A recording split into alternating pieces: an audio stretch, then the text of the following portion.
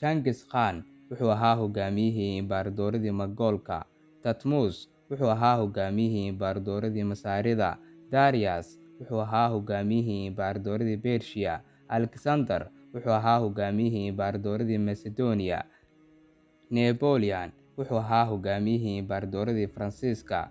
Julius wuxuu ahaa hogaamiyihii jamhuuriyaddii imbaradooradii Roomaanka. Attila wuxuu ahaa hogaamiyihii imbaradooradii Hunnic.